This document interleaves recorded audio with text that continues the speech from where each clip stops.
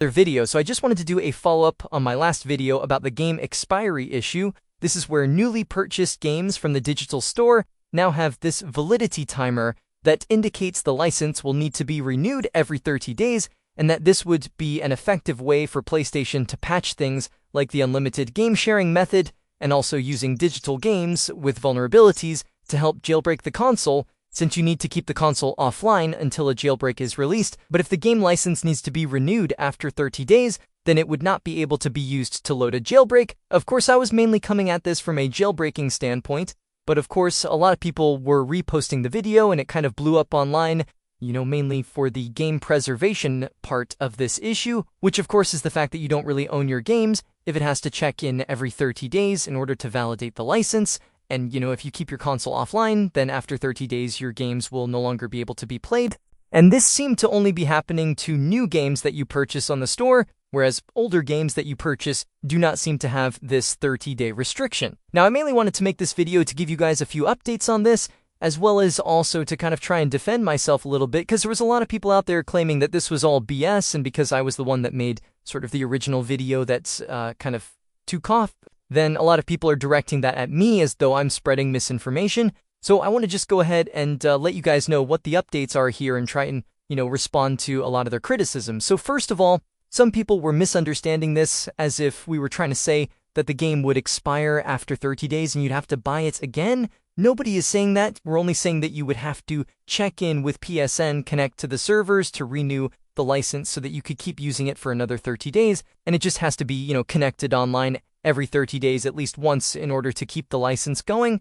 But obviously, if you keep your console offline for over 30 days and you don't have an internet connection, then you would lose access to the game. Or if the servers went down at some point in the future, when PlayStation decide to shut down the servers for the PS4 in the future, then you would effectively lose access to those games after 30 days once the servers were shut down, if this 30-day restriction was still imposed. So that is kind of the main issue there. Now, the other thing I've seen people saying that this is just a bug with the way the license is displayed, and it won't actually lock you out after 30 days. So this is just, it's like a visual glitch with the license. It's not supposed to show 30 days, and, after 30 days, it will just like auto-renew. It won't actually require you to be connected to PSN to renew the license. It is just a bug. It's not intentional. Now, maybe that is true, that it's not intentional, but this is definitely a real issue because I have tested this myself by removing the CMOS battery, because when you remove the CMOS battery, instead of having to wait the 30 days to see if it actually expires, you can remove the CMOS battery, which will desync the clock, the system clock, and then the console, when it doesn't have a synced clock, it cannot rely on the internal kernel clock or when the game expires, so it will just prevent you and lock you out from launching any games that are subscription-based or rentals that expire after a certain amount of time. So I did this. I removed the CMOS battery from my PS4, rebooted the console with the Ethernet cable unplugged so it's not connected to the network, and you can see that when I log back in here and I check my date and time, that it's reset back to 1970, which is what happens when the CMOS battery dies, it gets reset. So you can see that my games are not accessible. Now again, the games that I purchased before this change was implemented, they are still loadable, so Uncharted, Nathan Drake Collection, and Black Ops 3, those are still runnable, but those were the ones that did not have the issue. But any recent purchases like Hollow Knight, Star Wars Race to Revenge, and of course Don't Starve Together Console Edition, they are not loadable, as you can see when I tried to run them. You've got the padlock symbol, and when I load them, it basically tells me that I need to adjust my date and time in the settings. So yeah, and even if you adjust date and time, it will not change. You have to actually resync it with PSN. You need to resync your clock with PSN.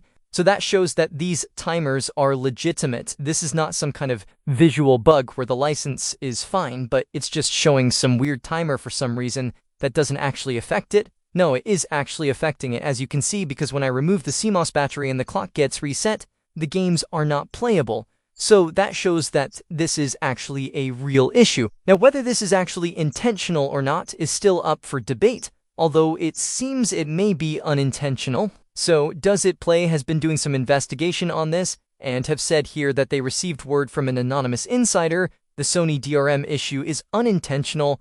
From what we gathered, Sony accidentally broke something while fixing an exploit.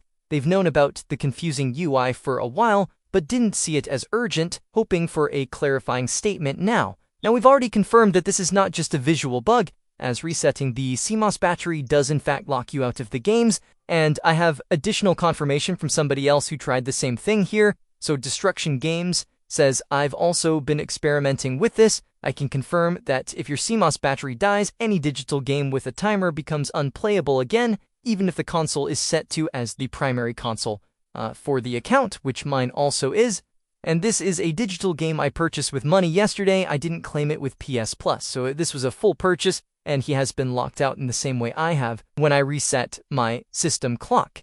So hopefully that convinces people that this is actually real and I'm not just talking out my ass here. I'm also a little bit suspicious at the claim that this is not intentional in any way, because for something that's unintentional, it does seem to achieve a lot of PlayStation's goals in terms of, preventing certain exploits, given the fact that having to renew every 30 days means that you, again, cannot just go offline with vulnerable games that could be used to jailbreak and be able to use them indefinitely offline. They'll stop working after 30 days. That would be a good security measure that PlayStation would implement there. And not only that, but the unlimited game sharing method as well. This would also theoretically patch that. So it would make sense for Sony to do this from a security standpoint, but obviously not from a game preservation standpoint. Another couple of things, people say just restore the licenses, and then that fixes all of the problems, where you can go into settings and you can go to account management. But yeah, restoring the licenses doesn't work if you're offline, because you need to be connected to PSN. And if you're on an older firmware waiting for a jailbreak, for instance, you can't restore the licenses either, because as you can see, they're just blanked out here. No option to restore the licenses. You need to be connected to PSN on the latest firmware to restore the licenses. So if you were stuck offline, this would not solve the problem. And people are saying if you do restore the licenses when you're online, it fixes the timer and the timer no longer appears. But when I tried to do this, it did not fix the problem. So when I connected back to PlayStation Network on the latest firmware and then went to restore the licenses, you can see it does reset the timer back to 30 days again, but the timer is still there. It does not remove it entirely, so it does not actually solve the problem. So that's the issue that we have at the moment.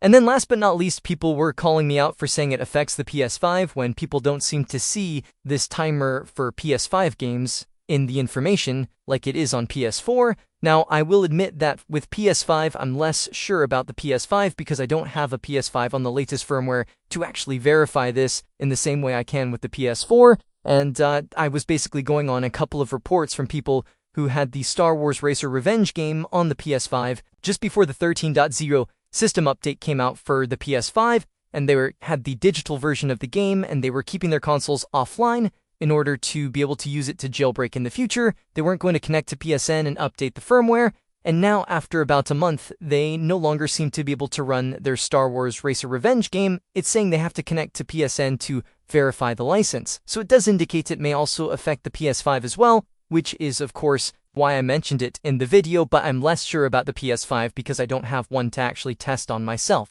And one more thing, of course, is that some people have been reporting and showing screenshots that they do not have the timer on some of their recent purchases on the PS4, but of course it could be being rolled out in specific regions first. I have noticed that there's been quite a few screenshots showing the timer from people in Europe, and me being in the UK also having the issue. But outside of that, there might be certain regions that don't have this change implemented, at least not yet.